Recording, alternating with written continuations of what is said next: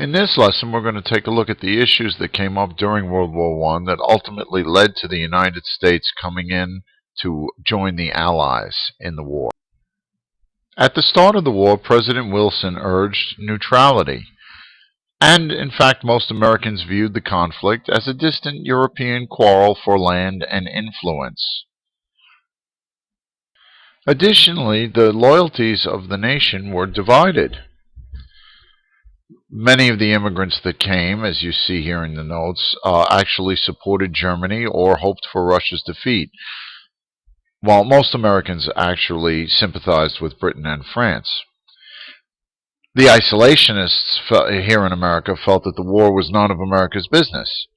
The interventionists felt that the war did affect U.S. interests and we should help the Allies. And the internationalists here in the United States felt that the U.S. should simply work towards a just peace but not enter the war. Just a quick reminder before we get to what's pictured here on the screen. The major players in the war that we learned in the last lesson, the Central Powers, were Germany, Austria-Hungary, and the Ottoman Empire. And they were fighting the Allied powers, who were Britain, Russia, and France. On the screen, we're looking at a distinct advantage that Germany had in fighting at sea.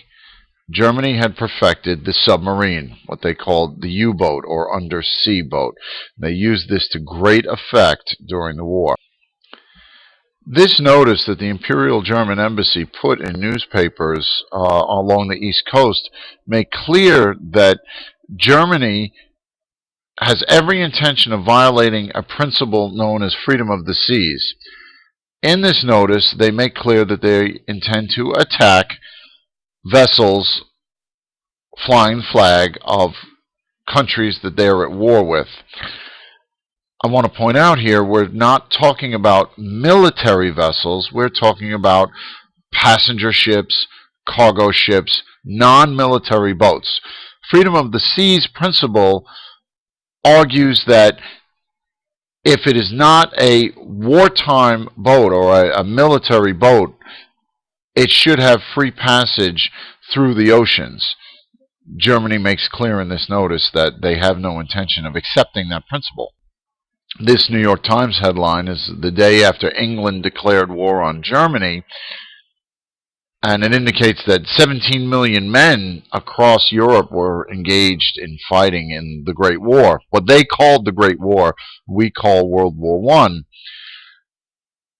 The last line here in the headline mentions the Lusitania sailing, and the Lusitania was a British passenger ship. Let's take a look at what happens in the next slide.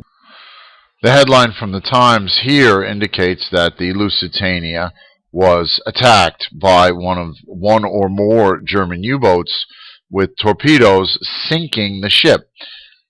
As the notes here indicate, and the pictures are just drawings that you see on the right-hand side, the top one specifically being overdone and used as wartime propaganda to encourage enlistment of British and Irish citizens to join the war effort. But as the notes here indicate, I've gone a little bit too large here. There we go. All right, 1,200 civilians were killed. And again, this was a violation of the principle of freedom of the seas that we as Americans believed in. And we were very, very upset that Germany was targeting non-military, essentially passenger ships in this case. President Wilson wanted to make sure that we were prepared for whatever may come.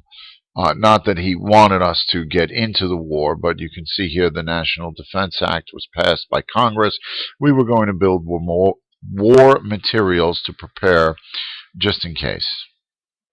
Let's fast forward 2 years from May of 1915 with the Lusitania incident to January of 1917 with the Zimmermann note incident. And in the intervening years, the Germans had attacked American cargo ships as they were en route to trading with various countries in Europe. So slowly, anti-German sentiment was growing here in the United States. The Zimmermann note incident is going to clinch that sentiment, that negative German sentiment. Here we see a political cartoon which is meant to depict a German soldier on the left and a Mexican on the right, and you see he's whispering into the Mexican's ear, join with Germany and you get a bit of the United States. The logic here, Mexico is listed on this map in dark green, and the area that Mexico lost to the United States in the Mexican-American War in the 1830s is depicted here in the two lighter shades of green. What happened was Germany wanted Mexico to attack the United States to keep us from getting involved, to keep us involved with Mexico and not involved in events in Europe. So Germany was clearly concerned that America might decide to come in on the Allied side. So they sent a telegram to Mexico. The problem was this telegram, which included all of the information I've outlined to you, was intercepted. And instead, as you see from the newspaper articles here, became front page news. Mexico never got the telegram. They found out about it at the time.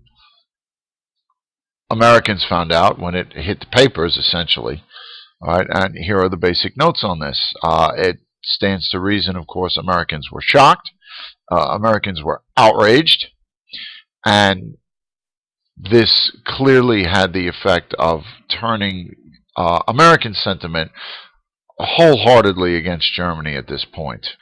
The Zimmermann note was not enough to get America to declare war on the Allies, but the Treaty of Brest-Litovsk would do that job.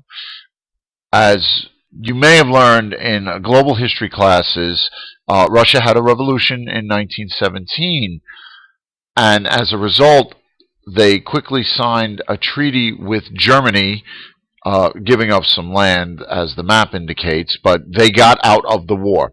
So now this would allow Germany, who had its military split, in the east fighting here against Russia, and in the west fighting France and Britain. In France, now it would be able to take its full German military and put it towards the fight in the Western Front in France against the British and the French.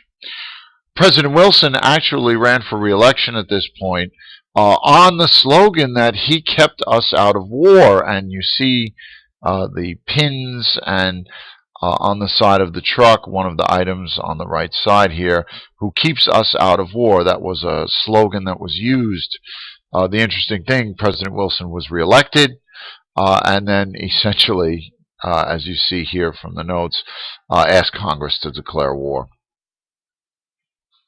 which in fact they did. The argument Wilson used, a very famous quote from this speech to Congress, and you see in the picture above the notes, this was when he was speaking to Congress, asking for a declaration of war. Britain and France were the only democracies in Europe, and the concern was Germany had the ability to wipe democracy off the map in Europe. Therefore, we needed to come in on the Allied side to help both of those countries to make the world safe for democracy.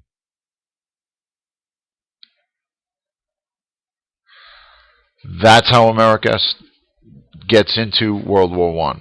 So if we summarize here, not if, let's summarize. America was neutral at the start of World War I because of divided loyalties inside the United States.